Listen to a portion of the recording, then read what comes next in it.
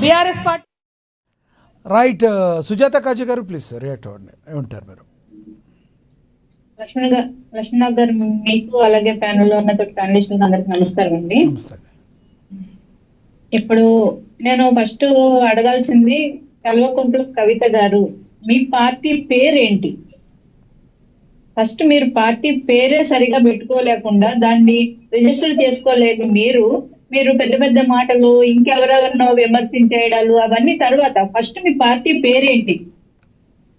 ఇంకొకటి, తండ్రి పెట్టిన పార్టీ పేరునే మళ్ళా నువ్వు కాపీ కొట్టి ఆ పార్టీ పేరునే వాడుకుని ఎదగాలని చూస్తున్నావు. నీ అంతటి నీగా ఒక పార్టీ పేరు పెట్టుకుని ఆ పార్టీని అభివృద్ధి చేసుకుని ప్రజల పక్షాన నిలబడే అసలు చిత్తశుద్ధి ఎక్కడా కనిపించట్లేదు. ఇంకొక విషయం సార్, నేను మీ మీడియా ముఖంగా అడగదలుచుకున్నాను. అంటే రాజకీయాల్లోకి ఎవరు వచ్చినా ప్రజా సమస్యల మీద పోరాటం చేయడానికి, ప్రజల పక్షం నిలబడడానికి, ప్రజాసేవ చేయడానికి రాజకీయాల్లోకి వస్తారు. మరి కవిత గారు తను అధికారంలో ఉన్నప్పుడు, తన తండ్రి పార్టీ అధికారంలో ఉన్నప్పుడు, తను కూడా అధికారంలో భాగస్వామ్యం అయినప్పుడు అక్కడ జరిగిన తప్పుల గురించి ఏనాడు ప్రశ్నించలేదు, విమర్శించలేదు, ఏది చేయలేదు. మరి ఈ రోజు బయటకు వచ్చి నువ్వు ప్రభుత్వంలో ఉన్న, ఇప్పుడు ఏదైతే ప్రభుత్వంలో ఉన్న కాంగ్రెస్ ప్రభుత్వంలో ఏదైనా తప్పులు జరుగుతుంటే, లేదంటే ఏదైనా ప్రజలకు నష్టం జరుగుతుంటే అది మాట్లాడాలి. అది మాట్లాడడం మానేసి ప్రతిపక్షంలో కూర్చున్నా ఇప్పుడు బీఆర్ఎస్ ని ఎందుకు విమర్శిస్తావు? కొత్తగా వస్తున్న జనసేనని ఎందుకు విమర్శిస్తావు? బీజేపీని ఎందుకు విమర్శిస్తావు? నువ్వు ప్రజల పక్షాన మాట్లాడు. వీళ్ళెవరు, కవితని ఎవరు కూడా పట్టించుకోకపోయినా కూడా తనే అందరి మీద రాళ్ళేసి మరి ఆమె హైలైట్ అవ్వాలని చూస్తుందన్నది మాత్రం వాస్తవం అండి. ఎందుకంటే పవన్ కళ్యాణ్ గారి విషయంలో ఆవిడ చేసిన వ్యాఖ్యలు ఎంత నీచంగా ఉన్నాయంటే, ఒక ఆడ మనిషి అయ్యుండి నువ్వు తెలంగాణ ప్రజలందరూ కూడా జాగృతి అని చెప్పి, బతుకమ్మ అని చెప్పి నిన్ను ఒక ఆదర్శంగా తీసుకుని ఒక 10 ఏళ్ల పాటు నిన్ను నెత్తి మీద పెట్టుకుని మోసారమ్మా. అక్క కవితక్క, నీకు చెప్తున్నా, తెలంగాణ ఆడబిడ్డలందరూ నిన్ను నెత్తి మీద పెట్టుకుని ఒక ఐకానిక్ గా మోసారు నిన్ను. తెలంగాణ ఆడబిడ్డలందరికీ ఒక ప్రతినిధిలాగా చూసారు నిన్ను. నువ్వు ఈ రోజు ఏం మాట్లాడుతున్నావు? బయటకు వచ్చి ఇడుపు కాగితం ఉంటే పవన్ కళ్యాణ్ గారిని అడగమంటున్నావు. నువ్వు రాజకీయాలు చేస్తున్నావే, చిల్లర చేస్తున్నావా? ఏందో మాటలు.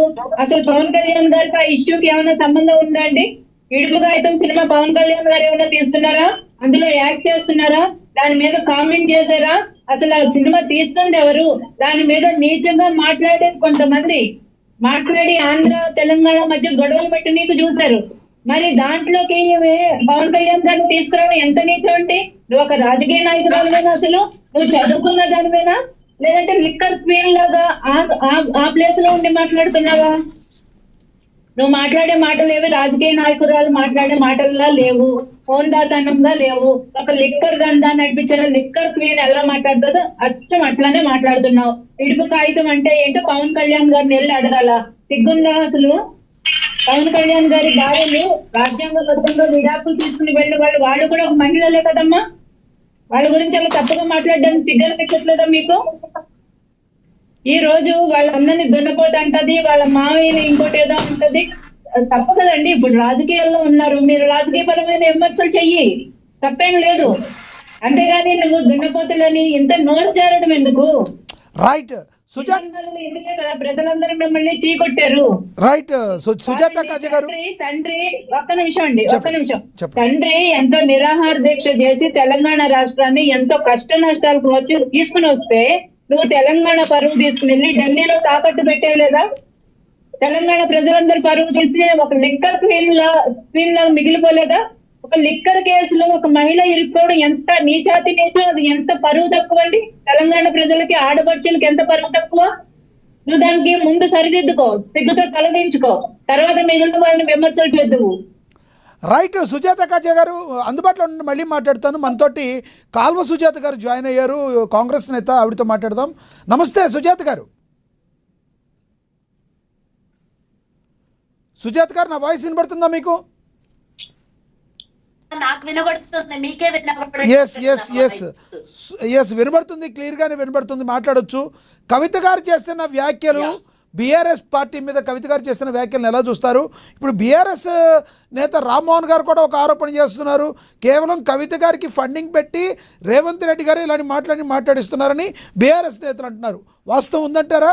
మీరు చక్కగా చలి కాచుకుంటున్నారంట వాళ్ళ మధ్య చిచ్చు పెట్టి, వాస్తవం ఉందా? గుడ్ ఆఫ్టర్నూన్ అండి. అదేమంటారు చూడండి, సందేట్ల సడేమి అని కాంగ్రెస్ రీసౌండ్ వస్తుందండి.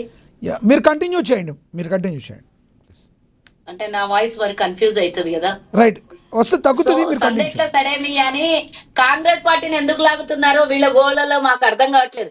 ఒకటైతే వాస్తవాల్ని కాంగ్రెస్ కి కొన్ని తెలుసు, ఇంటర్నల్ గా జరిగినాయి కొన్ని తెలియదు. కాబట్టి కవిత పూర్తి స్థాయిలో విడమర్చి ప్రజలకు చెప్తోంది గత 10 ఏళ్లుగా బీఆర్ఎస్ చేసినటువంటి మోసాలు. అందులో తను కూడా భాగస్వామి అనుకోండి, అందులో ఎలాంటి అనుమానాలు అయితే లేవు. ఎందుకంటే ఆ పార్టీలో ఉన్నప్పుడు నోరెత్తకుండా ఆ పార్టీలో పదవులను అనుభవించి రాష్ట్రాన్ని దోపిడీ చేసినటువంటి దానిలలో కుటుంబ సభ్యులు నలుగురు 5గురు ఉండే, అందులో తను కూడా ఒకటి.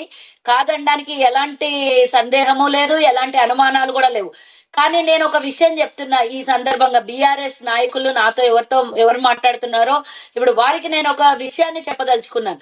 ఆమె క్లియర్ కట్ గా చెప్తున్నప్పుడు దమ్ముంటే కేసీఆర్ గాని, హరీష్ రావు గాని, కేటీఆర్ గాని వచ్చి మాట్లాడాలి. మీకు తెలియదు కదా లోపల అంతర్గతంగా జరిగినటువంటి విషయాలు, మీకు తెలియదు. కొన్నే తెలుసు, వాళ్ళ కుటుంబ సభ్యులు ఏమేం చేసిండ్రో, ఏమేం మోసాలు చేసిండ్రో. ప్రతిపక్షంలో ఉన్నప్పుడు మేము కొట్లాడినాయి అన్ని ఇప్పుడు కవిత చెప్తోంది. అంటే కాంగ్రెస్ పార్టీ ఫండింగ్ చేస్తేనే ఆమె చెప్తుంది. ఆమె దగ్గర డబ్బులు లేవా అండి?